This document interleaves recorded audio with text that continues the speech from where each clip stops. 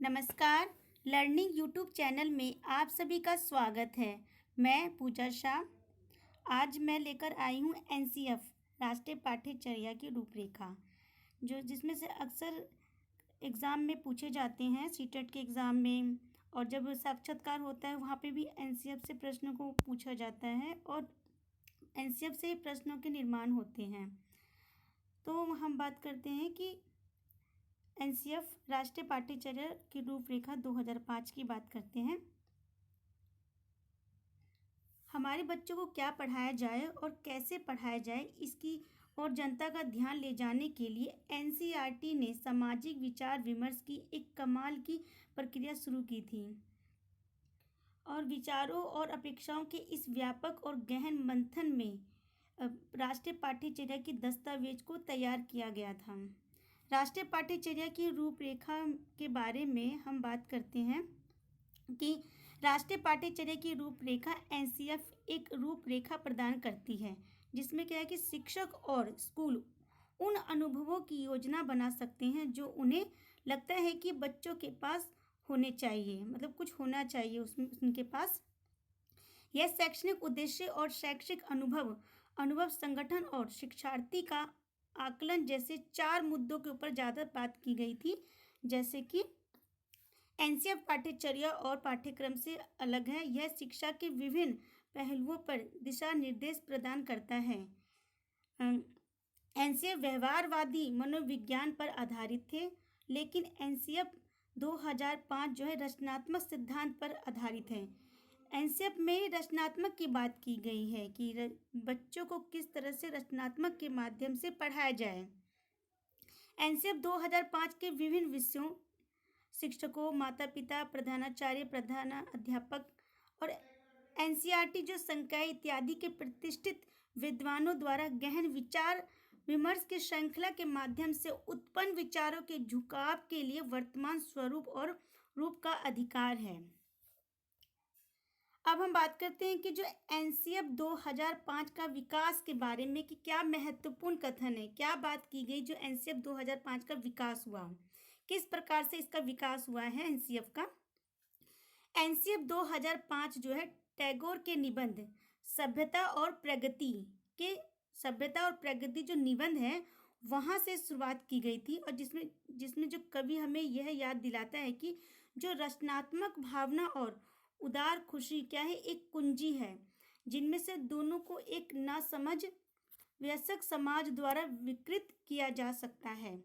तो यहाँ से यह भी पूछा जाता है प्रश्न कि जो एनसीएफ की जो शुरुआत, जो एनसीएफ 2005 जो टैगोर के किस निबंध से लिया गया है, तो हम ये बता सकते हैं सभ्यता और प्रगति। फिर इसके बाद हम बात करते हैं कि जो ये 7 सितंबर 2005 को central advisory board of education में चर्चा और पारित किया गया। शिक्षा पर राष्ट्रीय नीति ने शिक्षा की गुणवत्ता में सुधार के लिए शैक्षिक प्रौद्योगिकी आवश्यकता पर बल दिया है, इस पर ज़्यादा बल दिया था। और जो 2 प्रमुख केंद्र जैसे शैक्षणिक प्रौद्योगिकी और कंप्यूटर साक्षरता पर ज़्यादा ध्यान देने के लिए कहा था, इस पर ध्यान दिया गया था ज़्यादा।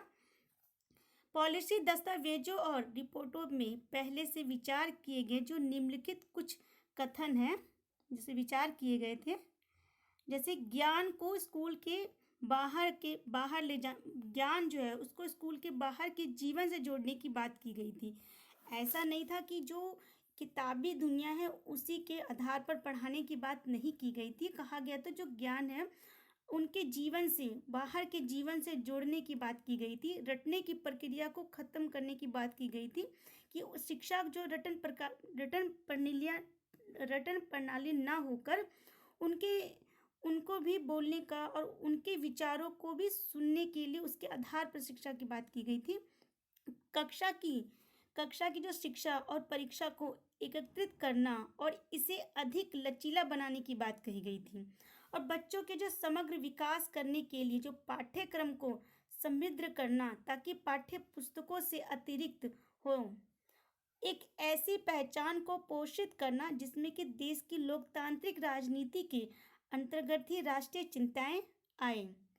अब हम बात करते हैं कि जो ये एनसीएफ 2005 के सिद्धांतों का मार्गदर्शन के बारे में, कि किस तरह से इसका मार्गदर्शन के बारे में बताया गया है।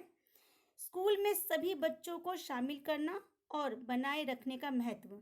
सभी बच्चों को शामिल करना है, चाहे क्लास के सबसे लास्ट वाला भी विद्यार्थी हो, उसको भी क्लास में शामिल करना है। अब यूई के अनुसार है कि सामाजिक, आर्थिक और मनोवैज्ञानिक, शारीरिक, बौद्धिक विशेषता में उनके मतभेदों के बावजूद प्रत्येक बच्चा स्कूल में सफलता सीखने और प्राप्त करने में सक्षम होना चाहिए। सभी बच्चे ज्ञान, कार्य और शिल्प की विभिन्न परंपराओं के समृद्ध विरासत में शामिल करने के लिए पाठ्यचर्या के दायरे को विस्तृत करें। फिर हम बात करते हैं कि बच्चों को जो है पर्यावरण और इसकी सुरक्षा के प्रति संवेदनशील बनाना।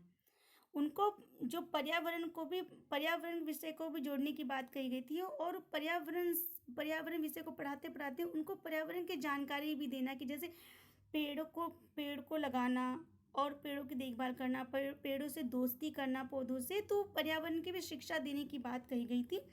एक ऐसी शांति की संस्कृति का निर्माण करना जिसमें व्यक्तियों को अपने प्राकृतिक और सामाजिक वातावरण के अनुरूप रहने के लिए सशक्त बनाना। शांति को स्कूल के पाठ्यक्रम में एकीकृत करना, जैसे संविधान में शामिल सिद्धांतों के लिए अपने अधिकारों और कर्तव्यों और प्रतिबद्धताओं के प्रति जागरूक नागरिकता का निर्माण करना, इसकी बात कही गई थी। अब हम बात करते हैं कि जो एनसीएफ है उसका प्रभाव के बारे में बात करते हैं, कि जैसे कि सीखना ज्ञान के निर्माण की प्रक्रिया है।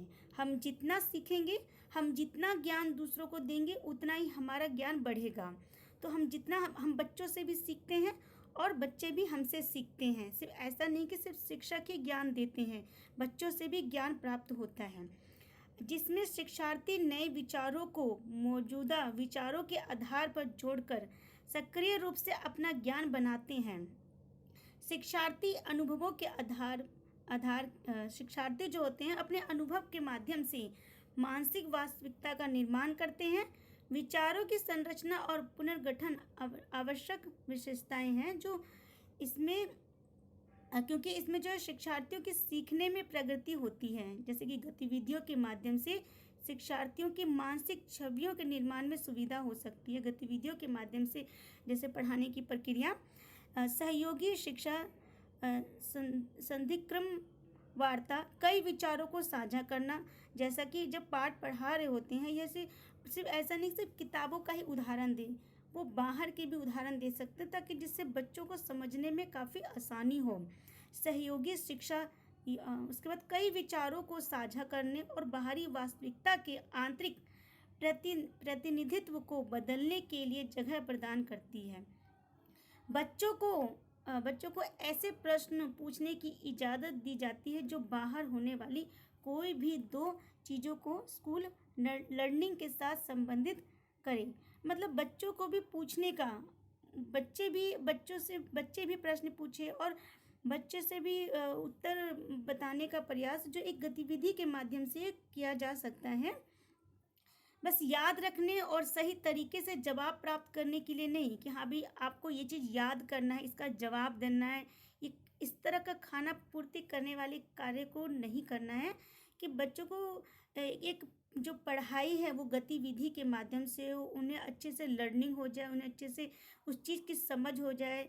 तो जैसे उदाहरण के लिए अगर सेब है, तो ये नहीं कि जब तक बच्चा सेब खाएगा नहीं, महसूस नहीं करेगा सेब क्या होता है, तब तक बच्चा कैसे जानेगा। बच्चे को अगर हवा के बारे में पढ़ा रहे हैं और हवा पढ़ा रहे हैं, जब तक आप प्रकृति में ले जाके उसका हवा का महसूस नहीं होगा, उससे पता कैसे चलेगा। तो बजाय बस याद रखने और सही तरीके से जवाब प्राप्त करने के अपने शब्दों और अपने अनुभवों से जवाब देने के लिए प्रोत्साहित करना चाहिए। समझदार अनुमान को प्रोत्साहित किया जाना चाहिए। फिर हम उसके बाद बात करते हैं कि जो सामाजिक विज्ञान को पढ़ाने का लक्ष्य और उद्देश्य एनसीएफ 2005 के अनुसार, कि सामाजिक विज्ञान को किस तरह से पढ़ाने का क्या उद्देश्य है, ये क्या कहा है एनसीएफ ने। हम बात करते हैं कि अनुशासनिक निशानों को पहचानना ताकि सामग्री खराब ना हो सके, जैसे कि पौधों जैसे विषयों के एकीकरण पर बल दिया जा सके। सामाजिक रूप से वंचित समूहों, आदिवासियों और अल्पसंख्यक के मुद्दों के लिए लिंग न्याय संवेदनशीलता को सामाजिक विज्ञान के सभी क्षेत्रों को सूचित करना चाहिए। गंभीर रूप से सामाजिक और आर्थिक मुद्दों और गरीब, बाल श्रम, विनाश, असमानता के कई अन्य आयामों की चुनौतियों की जांच करें। और इसमें बताया गया जो सामाजिक समूह जो पाठ्य पुस्तकों से संबंधित हो, महत्वपूर्ण विषयों के उपचार में एकीकृत दृष्टिकोण पर बल देते हुए जो सामाजिक विज्ञान को अनुशासनात्मक परिप्रेक्ष्य से माना जाना चाहिए। शैक्षिक मुद्दों पर सोच प्रक्रिया, निर्णय लेने और गंभीर प्रतिबिंब विकसित करने के लिए शैक्षणिक प्रथाओं को समक्ष करना चाहिए, मतलब उसको महत्वपूर्ण माना है। द्वितीय अवस्था में माना है कि जो सामाजिक विज्ञान में इतिहास, भूगोल, राजनीति विज्ञान, अर्थशास्त्र के तत्व शामिल हैं। मुख्य ध्यान जो समकालीन भारत पर होगा और शिक्षार्थी को देश के सामने आने वाली सामाजिक और आर्थिक चुनौतियों की गहरी समझ से, मतलब उनको गहरी समझ में शुरू किया जाए, उनको उस चीज़ के समझ में शुरू किया जा सके। अब है कि एनसीएफ 2005 के अनुसार जो शिक्षक की क्या भूमिका है, शिक्षक के क्या कार्य हैं, उसके क्या उद्देश्य हैं, पढ़ाने के क्या तरीका है, तो उस चीज़ों के बारे में हम चर्चा करते हैं, बात करते हैं। भारत में जो राष्ट्रीय पाठ्यचर्या की जो रूपरेखा है, यानी एनसीएफ का जो निर्माण करने की जो जिम्मेदारी एनसीईआरटी की है, यह संस्था जो है समय पर इसकी समीक्षा भी करती है। एनसीएफ 2005 के बनने का जो कार्य है, एनसीईआरटी के तत्कालिक निर्देशक प्रोफेसर कृष्ण कुमार के नेतृत्व में संपन्न हुआ। अब इसमें जो है शिक्षा को बाल केंद्रित बनाने और रटन प्रणाली से निजात उसमें पाने की में और परीक्षा में जो सुधार करने और जेंडर, जाति, धर्म आधारों पर होने वाले भेदभाव को समाप्त करने की बात कही गई है, इसके अंदर कही गई है। फिर इसमें कहा गया है कि जो शोध आधारित जो दस्तावेज तैयार करने के लिए 21 राष्ट्रीय फोकस समूह बने जो विभिन्न विषयों पर केंद्रित हैं।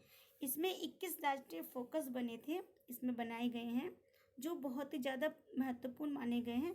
नेतृत्व की जिम्मेदारी संबंधित क्षेत्र के विशेषज्ञों को दी गई। अब हम बात करते हैं कि शिक्षा के क्या लक्ष्य हैं। शिक्षक हो गए, आखिर शिक्षा के क्या लक्ष्य हैं।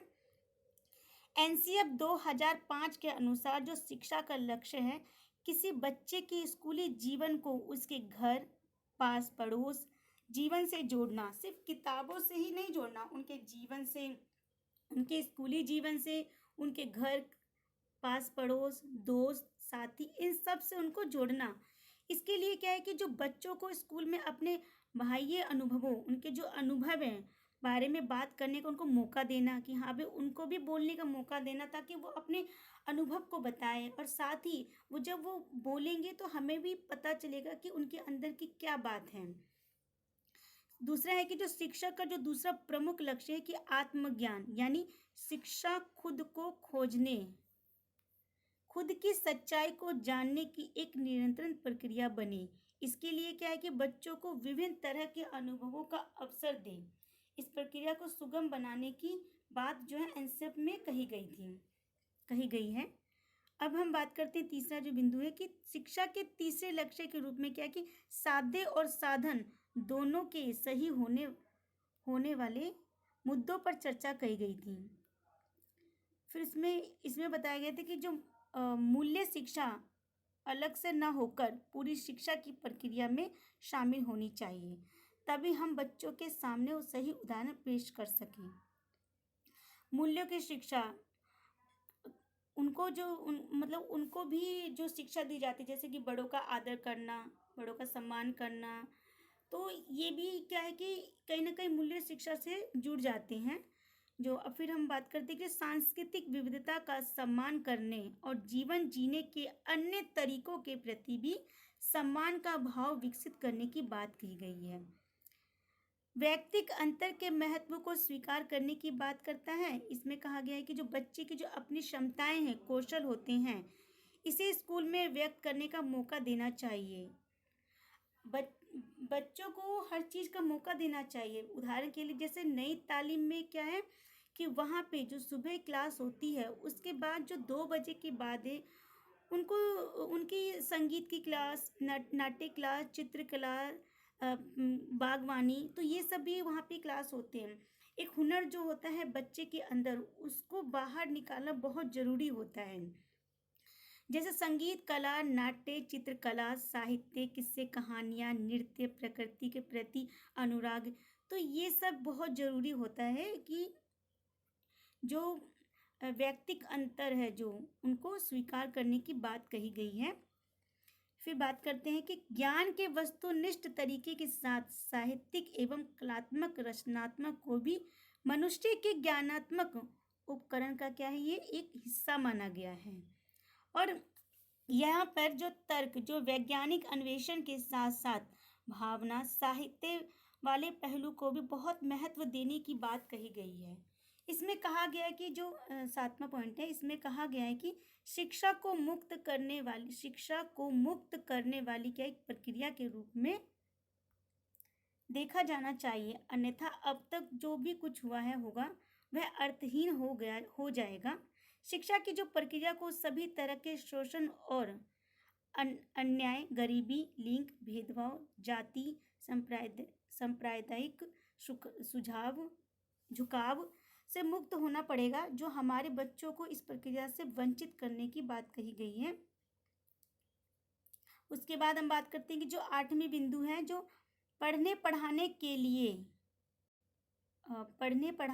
लिए जो एक काम के लिए एक अच्छा माहौल बनाने की बात कही गई है कि जो अगर पढ़ने पढ़ाने की बात कही है तो एक अच्छा माहौल भी होना चाहिए, क्योंकि जब तक माहौल अच्छा नहीं होगा तो पढ़ने में भी क्या एक तरह से मन नहीं लगता है। साथ ही ऐसा माहौल बनाने की बात की गई जिसमें कि बच्चे भागीदारी अच्छे से ले सके, भागीदारी सुनिश्चित करने की बात कही गई है। यानी शिक्षक खुद आगे ना आकर बच्चे के नेतृत्व करने का मौका दे। तो यहाँ पे ये बात कही गई कि एक तो ऐसा माहौल बनाना जिससे कि बच्चे उसमें शामिल हो सके, और शामिल हो तो बच्चे जो वो खुद वहाँ पे बोले वहाँ पे। फिर उसके बाद 9वां बिंदु ये है कि जो अपने देश के ऊपर गर्व की भावना विकसित करने की बात कही गई है, ताकि जो बच्चे जो है देश से मतलब उसमें जुड़ाव महसूस करें। इसके साथ ही कहा गया है कि बच्चों में अपने राष्ट्र के प्रति गौरव की भावना, संपूर्ण मानवता के महान उपलब्धियों के प्रति गौरव को पीछे न कर दें, ऐसी भावना भी बच्चों के अंदर जगाने की बात कही गई है। राष्ट्रीय शिक्षा परिषद NCTE ने शिक्षक शिक्षा पर राष्ट्रीय पाठ्यचर्या ढांचा तैयार किया है, जिसे मार्च 2009 में परिचालित किया गया था। यह जो ढांचा है NCF 2005 की जो पृष्ठभूमि में तैयार किया गया है, और जो ये निःशुल्क और अनिवार्य बाल शिक्षा अधिकार अधिनियम 2009 में निर्धारित सिद्धांतों ने शिक्षक शिक्षा पर परिवर्तित ढांचा अनिवार्य कर दिया है। NCF 2005 में जो उसमें बात की गई पाठ्यचर्या के परिवर्तित दर्शन के अनुकूल हो, उसमें दर्शन की बात की गई है, और शिक्षक जो शिक्षा का दर्शन जो स्पष्ट करते हुए ढांचे में नए दृष्टिकोण के कुछ महत्वपूर्ण आयाम हैं, जैसे कि परिवर्तित प्रचलन, शिक्षक शिक्षा का केंद्रीय लक्ष्य, छात्र अध्यापकों को जो स्व शिक्षा परिवर्तन, नए विचारों के आत्मसात्करण और अभिव्यक्ति का अवसर होगा, इसकी बात कही गई है। और जो शिक्षा की जो क्षमता और सोचने की योग्यता को विकास और समूहों में कार्य करने की बात कही गई है, क्योंकि जब बच्चा जो है, इसमें ये भी कहा गया है कि जब समूह में कोई काम करते हैं तो उसको जो उसमें क्या है कि समझने में काफ़ी आसानी होती है। बच्चों के पर्यवेक्षण एवं शामिल करने, बच्चों से संवाद करने और उनसे जुड़ने का अवसर। बच्चे एक दूसरे से संवाद करेंगे तो क्या होगा, कहीं ना कहीं ज्ञान का भी विस्तार होगा इसमें। और जो इसमें इस ढांचे ने क्या फोकस विशिष्ट उद्देश्यों, सैद्धांतिक एवं प्रायोगिक शिक्षा के अनुकूल विस्तृत अध्ययन क्षेत्र और पाठ्यचर्या अंतरण और विभिन्न प्रारंभिक शिक्षक शिक्षा कार्यक्रमों के लिए मूल्यांकन कार्यनीति उजागर की है।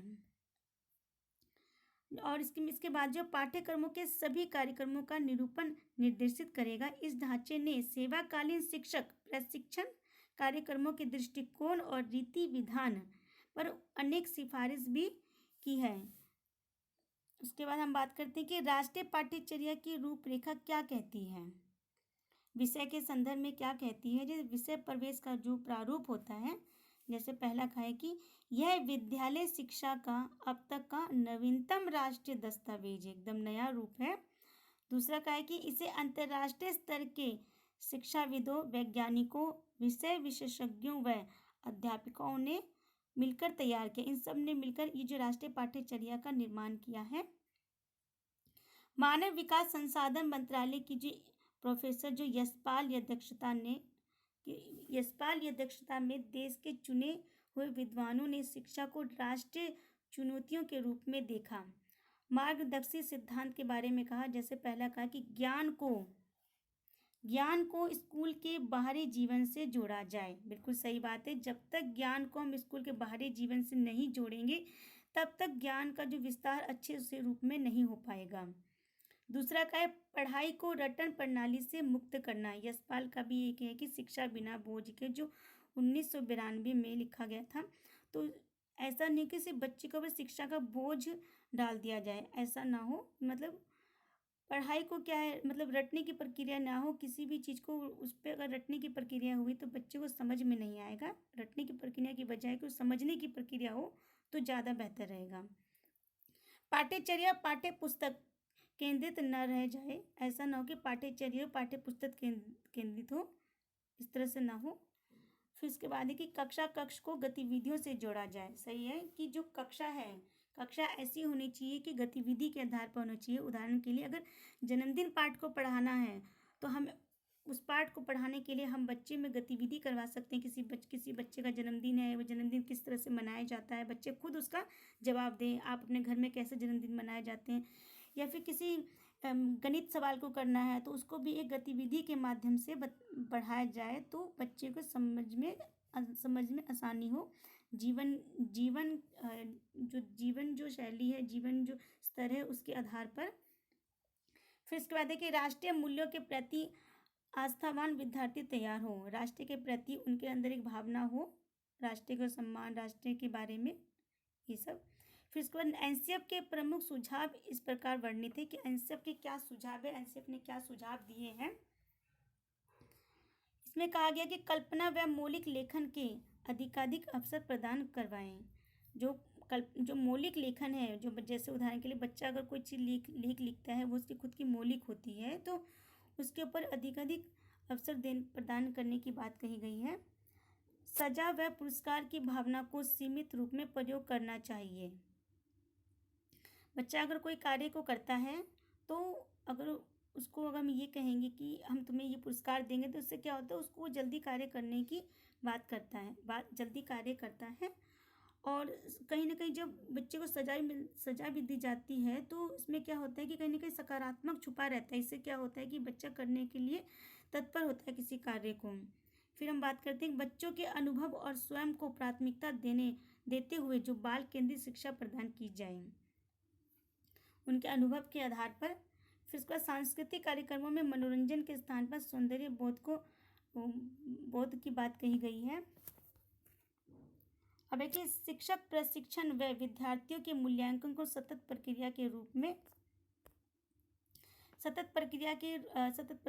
में अपनाया जाए। शिक्षकों को अकादमिक संसाधन व नवाचार आदि समय पर पहुंचाया जाए। अब एनसीएफ से जुड़े जो वस्तुनिष्ठ प्रश्न है कि एनसीएफ में किस तरह के प्रश्नों को पूछा जाता है, जो अक्सर कई सारे एग्जाम में भी आए हैं। जैसे पहला प्रश्न है, एनसीएफ 2005 का मानना है कि पाठ्य पुस्तकों को एक माध्यम के रूप में देखा जाना चाहिए। ये सीटेट के सितंबर के 2016 में प्रश्न पूछा गया था। ए, समाज के स्वीकृत मूल्यों को लागू करना। बी प्रमुख वर्ग द्वारा स्वीकार की गई जानकारी को पार करने के लिए, सी परीक्षा उत्तीर्ण करने के लिए, डी आगे की जांच के लिए। इसका सही उत्तर है ए समाज के स्वीकृत मूल्यों को लागू करना। अब इसकी व्याख्या करते हैं कि एक छात्र अपने अधिग्रहित ज्ञान को अपने बाह्य पर्यावरण से जोड़ सकता है और साथियों, परिवार, देखभाल करने वालों द्वारा सूचित एक पहचान को पोषित कर सकता है।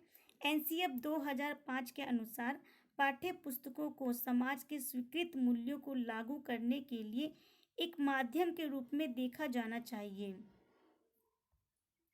उसके बाद दूसरा प्रश्न है,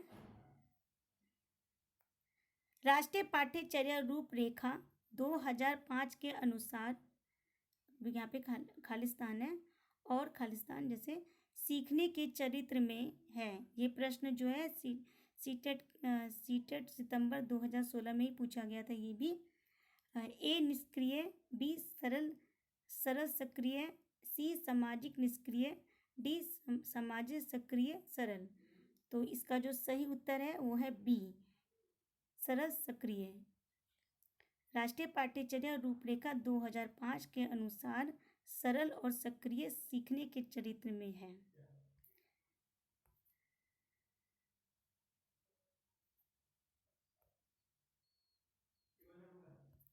उसके बाद है, इसकी व्याख्या की गई कि राष्ट्रीय पाठ्यचर्या रूपरेखा 2005 के अनुसार सीखना अपने चरित्र में सक्रिय और सामाजिक है। फिर प्रश्न तीसरा है, उच्च प्राथमिक स्तर पर सामाजिक विज्ञान में अवधारणाओं को विकसित करने के लिए सबसे उपयुक्त विधि चुनें। ये भी सीटेट जो है पेपर है 2016 में मई में पूछा गया था। मई में जब एग्ज़ाम हुआ था। पाठ्य पुस्तक में दिए गए सवालों के जवाब याद रखना। दूसरा है प्रमुख विशेषताएं सूचीबद्ध करना। तीसरा है निर्देशित प्रश्नों की एक श्रृंखला के माध्यम से सीखना। फिर नेक्स्ट है ऑप्शन परिभाषाओं के माध्यम से सीखना। तो इसका सही उत्तर है बी प्रमुख विशेषताएं सूचीबद्ध करना। और इसकी व्याख्या है, सामाजिक विज्ञान में अवधारणाओं को विकसित करने के लिए उपयोग की जाने वाली विधियां प्रमुख विशेषताओं को सूचीबद्ध करती है, क्योंकि इसमें इतिहास शामिल है जो हमारी संस्कृति, राजनीति, विज्ञान के बारे में बताता है, और जो सरकार भारत का एक संविधान है के बारे में बताता है। भूगोल जो पर्यावरण और अर्थशास्त्र के बारे में बताता है, और अर्थशास्त्र जो भारत के आर्थिक स्थितियों के बारे में बताता है। फिर इसके बाद है प्रश्न अगला है, चौथा है संचालन समिति के अध्यक्ष कौन थे। तो इसका ऑप्शन ए है डॉक्टर कृष्ण कुमार, दूसरा है प्रोफेसर अरविंद कुमार, सी है प्रोफेसर गोविंद दास, और डी है प्रोफेसर यशपाल।